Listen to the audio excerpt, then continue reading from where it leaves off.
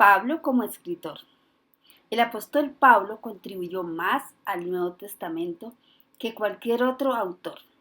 Hoy llamamos a sus escritos libros, pero originalmente fueron escritos como cartas o epístolas. Estas estaban dirigidas a iglesias o individuos. Fueron preservadas y compartidas y finalmente recopiladas con otros escritos como parte de la Biblia. Te voy a contar el orden en que se escribieron y si es posible, léalas una a una, completamente. Esta es una breve descripción de cada una de ellas en el orden en que Pablo las escribió. Primera de Tesalonicenses, Pablo nos da una visión de nuestro futuro, hablando del regreso de Cristo y cómo prepararnos para ella. Segunda de Tesalonicenses, Pablo comparte más acerca de nuestro futuro y el futuro del mundo cuando Jesús regrese. En ambas cartas, Pablo nos recuerda el regreso de Cristo. Primera de Corintios, Pablo señala los tipos de pecado de las iglesias y los cristianos y nos invita a quitar esos pecados y vivir una vida que honre a Dios. Segunda de Corintios, en esta carta, lo que conocemos de la nueva alianza, que somos parte de Cristo, lo que conduce a una vida de adoración de Dios y el servicio a los demás. Gálatas, Pablo escribe esta carta porque algunos cristianos empezaban a alejarse de lo que es el Evangelio. Él demuestra que la salvación solo es posible mediante la fe en Cristo.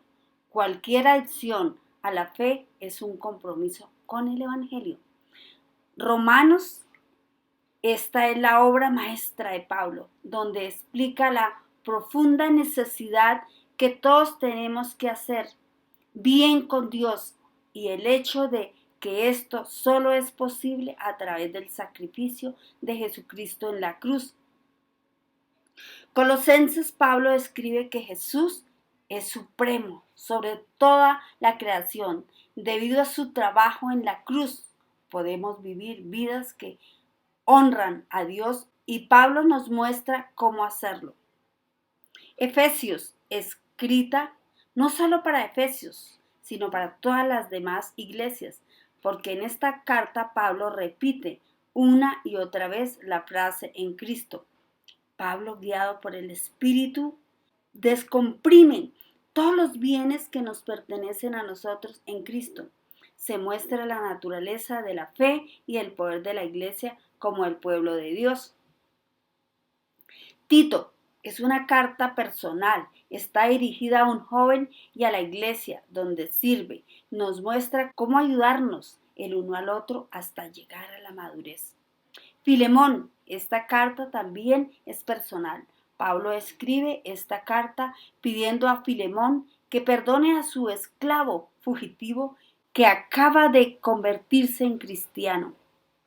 Filipenses, cuando Pablo escribe esta carta, él está encarcelado, pero aún así explica el profundo gozo que debemos tener en la vida como cristianos, un gozo para hoy y para mañana. Primera a Timoteo. Timoteo era su mejor amigo. En esta primera carta Pablo explica la organización de la iglesia que nos lleva a la madurez. Segunda a Timoteo. Esta es la última carta de Pablo al hombre que mentoreó. Es una carta personal que nos muestra el corazón de Pablo por Dios. Si lees todas las cartas de Pablo, obtendrás un buen conocimiento de quién es Jesús, lo que Dios ha hecho a través de él para darnos vida nueva y cómo vivir esto en la comunidad del pueblo de Dios. Nos vemos luego. Dios te bendiga.